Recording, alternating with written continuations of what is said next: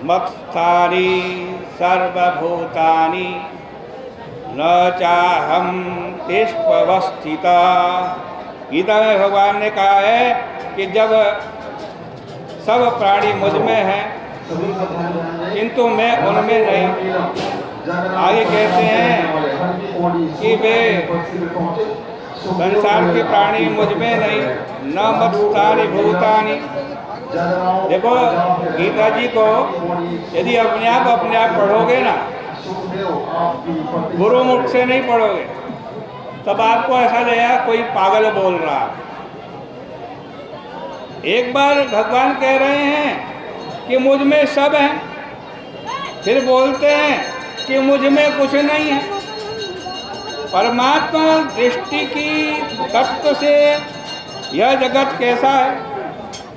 न घड़ा मिट्टी में घुसता है, न मिट्टी घड़े में घुसती है, अप्रविष्ट होकर भी प्रविष्टवत प्रतीत होता है। यह इसकी स्थिति है। अब अगले श्लोक में आत्मा का वर्णन करते हुए कहते हैं, आत्मना तत्व जिज्ञासुना।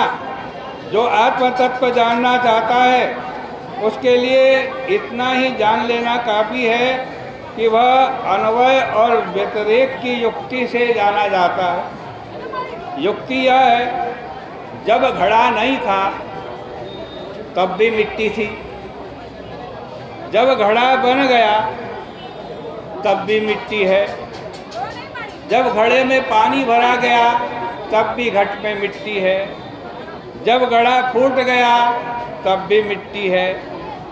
घड़े में सब दशा में मिट्टी का अन्वय है।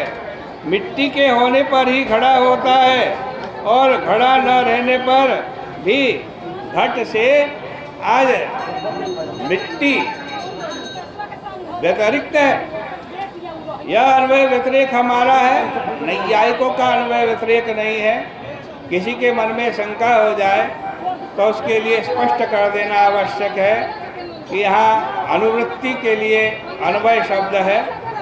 पंचदशी में आया है, जागृत स्वप्न सुषुप्ति सब में जो दृक् तत्व है, जो संविद है, वह अनुवृत्त है, अन्वित है और सभी अवस्थाओं में संविद व्यावृत है।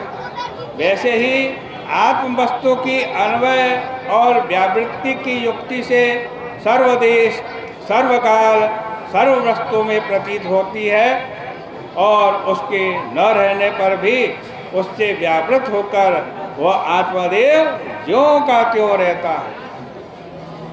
भगवान ने कहा, ब्रह्मा जी तो हमारे इस सिद्धांत में श्री गोविंदाय नमो नमः रूप से आनंद पूर्वक बैठ जाओ और फिर परमेण समाधिना इस पर निष्ठावान हो जाओ। इसका अर्थ यह है कि एक ऐसा दृढ़ निश्चय हो गया, एक ऐसी आस्था हो गई, एक ऐसी अनुभूति हो गई कि चाहे संकल्प हो, चाहे विकल्प, चाहे भेद की प्रतीति हो, चाहे अभेद की, चाहे कोई अच्छा मालूम पड़े चाहे बुरा, लेकिन तुम अपना काम करते जाओ। मोह का कोई हेतु नहीं, सब परमात्मा है। इतना कहने के बाद परमात्मा ने अपना स्वरूप छिपा लिया। ब्रह्मा ने उनको नमस्कार किया और उसके बाद पहली जैसे सृष्टि थी वैसी सृष्टि ब्रह्मा बनाने लगे। नारद जी भी ब्रह्मा को प्रसन्न करके उनसे यही तथ्य प्राप्त किया। ब्रह्मा भी प्रसन्न होकर अपने पुत्र, शिष्य, सेवक को यह बात बतलाई। इन 4 श्लोकों में जो बात बताई गई है वही श्रीमद्भागवत में, पूरे भागवत में है। नारद जी ने व्यास जी को यह उपदेश दिया था। सुखदेव जी कहते हैं कि व्यास जी ने इस उपदेश को हमको दिया। एक बात और ध्यान देने की है कि यदि भौतिक वस्तु का विज्ञान प्राप्त करना हो तो जो सबसे बाद का ज्ञान है वही श्रेष्ठ माना जाता है। परमेश्वर का स्थिर तत्व है परमार्थ, वह कभी बदलता नहीं। कभी होता बिगड़ता नहीं है और कभी नया बनता नहीं है। आदि अवस्था में उसकी जो अनुभूति होती है वही सर्वश्रेष्ठ अनुभूति है। इस पर विषयक ज्ञान गुरु परंपरा से प्राप्त होता है और भौतिक वस्तु विषय ज्ञान खोज से प्राप्त होता है। इन सब बातों को श्री सुखदेव जी ने बिना किसी संकोच के बतलाया। आजकल तो लोग अपने गुरुओं का नाम बताने में भी उनको डर लगता है। यह बताने में लोग संकोच करते हैं कि हमने अमुक गुरु से पढ़ा, हमने अमुक गुरु से सीखा।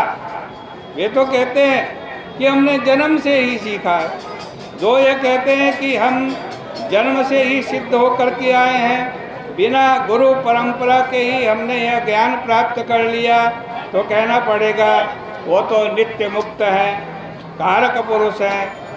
उनको अपवाद के रूप में छोड़ देना चाहिए।